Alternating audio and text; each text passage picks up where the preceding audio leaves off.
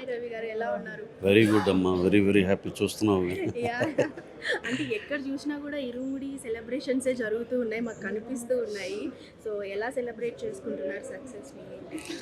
ఇరుముడి ఇది అసలు ఇది వేరే లెవెల్ సినిమా అమ్మ. అసలు ఇది ఏంటంటే లైఫ్ లాంగ్ చెరిష్ చేసుకునే సినిమా, దాంట్లో అయితే డౌటే లేదు. మా ఇంకో positive thing about this film is, ఈ సినిమాలో పార్ట్ అయిన వాళ్ళు పార్ట్ కానోళ్ళు అందరూ సెలబ్రేట్ చేసుకున్నారు, ఆడియన్సెస్ అందరూ. ఇది ఒక unique thing which is happening. అది అందరం చాలా హ్యాపీ. నార్మల్‌గానే అయ్యప్ప స్వామి పాటలంటే మనకొక తెలియని వైబ్ అయితే ఉంటుంది. అండ్ ఇందులో ఉన్న 3 సాంగ్స్ కూడా ఎక్కువగా అయితే 'మల్లెపూల పల్లకి' సాంగ్ అయితే అసలు చిన్న పిల్లల దగ్గర నుంచి ప్రతిరోజు నేనైతే వింటూనే ఉన్నాను ఈ సాంగ్‌ని. సో, ఈ సాంగ్ గురించి ఏదైనా స్పెషాలిటీ? ఇదమ్మా డెఫినెట్గా ఈ క్రెడిట్ మా శివ గారు డైరెక్టరే.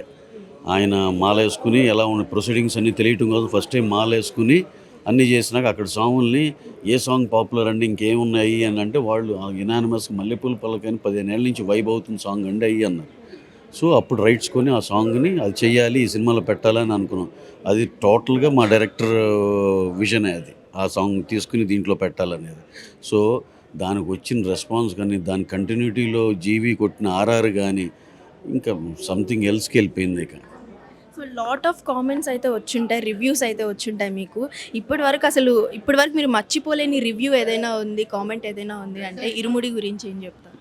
అంటే ఫ్లడెడ్ విత్ కామెంట్స్ అమ్మ. దాంట్లో ఇంకోటి ఏంటి, ఏదో ఆ రోజుల్లో పోకిరి వచ్చింది, ఈరోజు శంకరాభరణాలు వచ్చినాయి అని అలాంటి క్లాసిక్ సినిమాలతో కంపేర్ చేస్తుంటే ఇక that is the best compliment. ఇంకోటి ఏంటంటే అందరూ ఏబిసిడిలో ఎనానిమస్గా అందరూ కదిలి కొంతమంది సి సెంటర్లో బ్లాక్లు అమ్ముతున్నారు సార్, డి సెంటర్లో బళ్ళు కట్టుకుని వస్తున్నారు. ఇవన్నీ చూస్తుంటే ఒక ఆయన ఉత్తరాంధ్ర ఒక ఆయన ఇది లవకుశ సార్ అన్నాడు.